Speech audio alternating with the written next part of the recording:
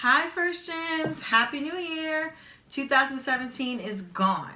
Say farewell to it. It won't be back. 2018 is here. In 2017, a lot happened personally in my business, in my professional life.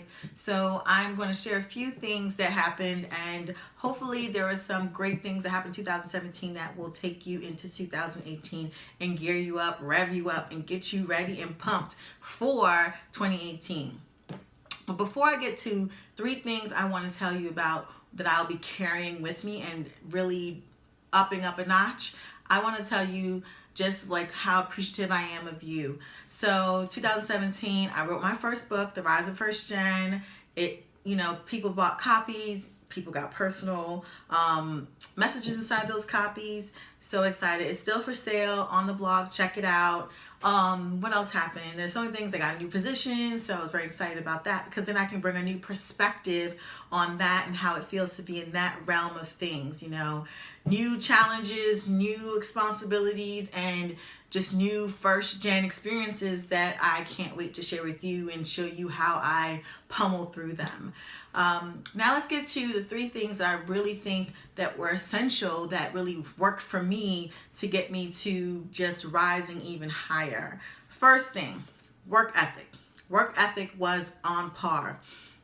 I stayed with, keeping the same level, if not improving on the level, making sure that I exhibited that I had stellar and phenomenal work ethic. And that was important. It definitely was recognized by several people where they asked me to participate in some of their trainings that they may have had, or they gave my name to a lot of people to say, hey, you should interview her. In 2017, I did put out a few applications for new positions, and then many of the hits that I got were people that, put my name out there and told them, hey, she's a good applicant, look at her resume. Now, work ethic is not something that can literally, will serve you, not just, will really serve you well and really move you forward. Because First Chance, that's what we have. We have work ethic. We want to keep pushing. We want to have perseverance. We want to have grit. So long as you really value your work ethic, others will see that and they will move, want to go ahead and vouch for you. And that's something that you can even mention in an interview. So work ethic, first one, that was something that really was important for me to kind of stay consistent in and learn through just the difficult times that I had. And then, and I can't wait to have just the great experience that I'm going to have in a new position in the new year. And so the second thing I want to say, what really is important is prestige. My father growing up would always say, you need to have prestige, and point it right here. That's quite important. Prestige is so important when you are literally trying to, make a name for yourself. You don't have a family name behind you. You don't have some type of grandiose anything to definitely put you out there without you even stepping into the game, right? So you want to make sure you have prestige. Your prestige will be your name recognition, right? You want to be the person that is known to have good character, good demeanor, professionalism, all those things, and even and us, as well as owning your identity. So that is all encompassing in prestige. May not be the, textbook definition of prestige, but that's something growing up that has helped me, has moved me through the process, and I value, because my father really instilled in me that prestige was important, because there's so many things that are expected of me to be a representative of for my former senator boss, and also now for my new organization that I'm with. They want to know if they put me out there that I will represent them in a way that they know is in the best light, that they know that no one will kind of shake or look at me negatively for something that is inappropriate. So I want to make sure that I really highlight that, when people would say like, hey, she's a good applicant to interview, they would also make I'm sure they looked at my demeanor, looked at who I was and my prestige to know that I was someone that would be a good fit for that company or for that organization. So that's number two. definitely have prestige. That's what I'm going to carry on to 2018, so that I don't lose sight of what's going to be, what helped me in 2017 to also will be good for me in 2018. Third thing that I really will be carrying on is intellectual curiosity.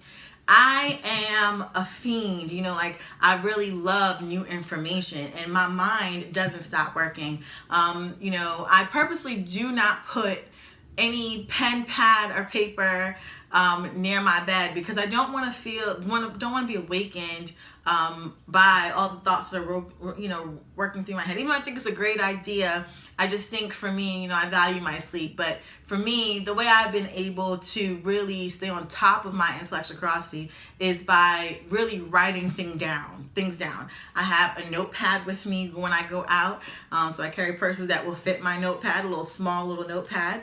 And then I also have my phone that has a notes function, and I also email a lot of things to myself when I'm reading it. And for me, this one thing I really do, I purposely read.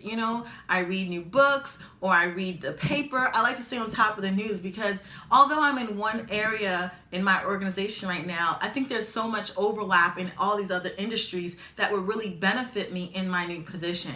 And so what I also learned when I was in my old position, that when I would read the paper, I would be like, oh, this is a great idea to go ahead and try. It's important to know that there's not like this box. We don't fit in a box. A lot of times you can go ahead and put something else in that box, and it will work in another great way, or it may not work in a great way, but at least you tried, right? So for me, my intellectual curiosity really does help, because I really just think that there's so much to learn and so much to absorb that can really benefit lots of people in various ways, including just your own area of expertise or industry.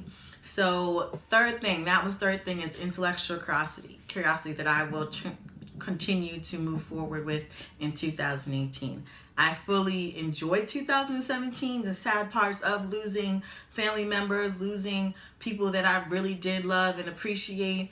But their memories will live inside of me. I will remember how they made me feel. I'll remember how they had such drive, determination, and just confidence in themselves. So first gen, think about what went well in 2017, and try to go ahead and continue on with that in 2018. It's so important to not forget the things that really, were A+, and really just also add on. Think about your weaknesses if that will help. I'm sure, my weaknesses, one thing I know is my weakness is that I kind of sometimes should really just let things go.